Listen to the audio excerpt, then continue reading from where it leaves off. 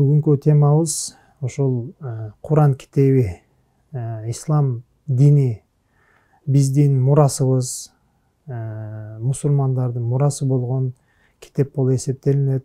Пайгамбар Мухаммад саллаллаху алейхи вассаламдан биздин баардыгыбызга калган китеп болуп эсептелинет. Албетте арадан ар кандай сөздөр айтылып атат. Бул дин араб элине гана таандык, араб элдики, арабтын маданияты деген сөздөр айтылып жатат.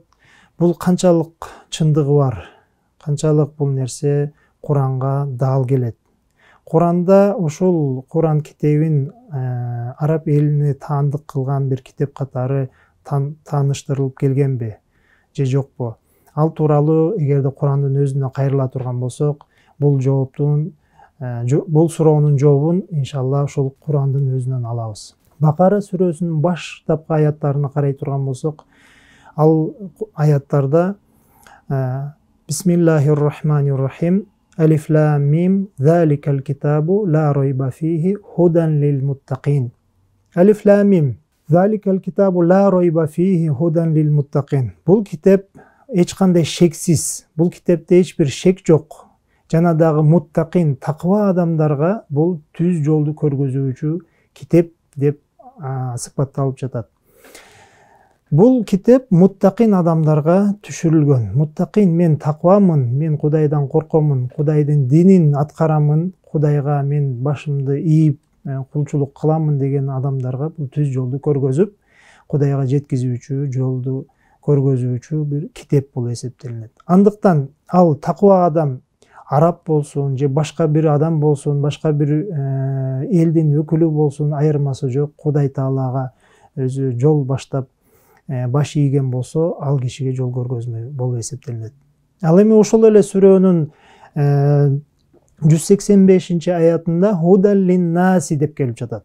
Ошол эле Куранды адамзатынын бардыгына, ал айырмасы жок, ким эле болбосун, адам болгон болсо, ошол адамдарга бардыгына жол көргөзүүчү деп Аллах Таала сыпаттап жатат. Бунун маанилерин кандай түшүнсөк болот? Бир учурда бир муттакин, таква болгон адамдарга бул китеп болуп эсептелинип атат. Жана экинчи эле учурда бүткүл аламдагы адамзатынын бардыгына тартууланган китеп катары айтылып жатат. Бул дегени Аллах Таалам бул акыркы китепти бүткүл адамдарга түз жолду көргөзүүчү болуп баяндап берип, аныктап, ачыктап бере турган китеп катары жиберип жатат.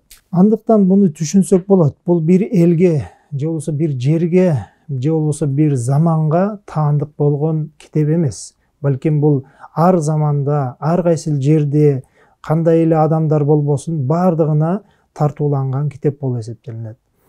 Бул Кудай Тааламдын ыраазылыгын таба турган, жана да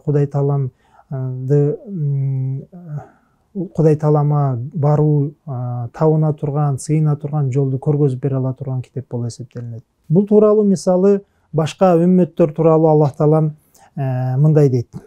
Валикулли каумин хадин. Ар бир коомго, ар бир мурдакы өтүп кеткен коомдорго биз ар бирөөсүнө бир хидаятты көргөзүп бере ала турган пайгамбарларды жибергенбиз дейт. Кайсыл эле коом болбосун, ал коомго Кудай Таала тараптан бир келген элчи бар, пайгамбар бар. Түз жолду аныктап көргөзүп, адалды адалдап берип, арамды арамдай кылып көргөзүп берген элчилер болгон. Бул биздин пайгамбар Мухаммад саллаллаху алейхи вассаламдан алдыңкы үммөттөр тууралуу айтылып жатат. Андан тышкары, ошол эле кезде пайгамбар Мухаммад саллаллаху алейхи вассаламга дагы пайгамбарды сүрөттөп мындай дейт Аллах Таалам. Ва иннака латахди иля сиратин мустаким. Албетте сен дагы ошол өткөн пайгамбарлар сыяктуу түз жолго, жолду баштап бере ала турган пайгамбарсың. Сен аларга түз жолду көргөзүп бересиң дейт.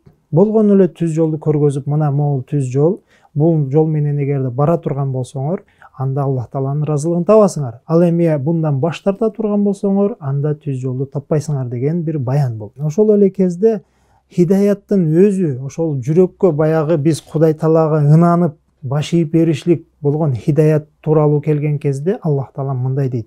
Ошол пайгамбар Мухаммад саллаллаху алейхи вассаламга кайрылып, Inneke la tahdi man ahbabta. Albatta sen sүйгөн, жакшы көргөн адамдарыңды сен хидаят кыла албайсың.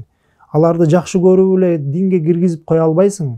Аларды динге киргизүүчү балким лакинналлаха яхди ман яша. Аллах таалам кимди калаган болсо, ал кишини түз жолго багыштайт. Аллах таалам өзү хидаят берет.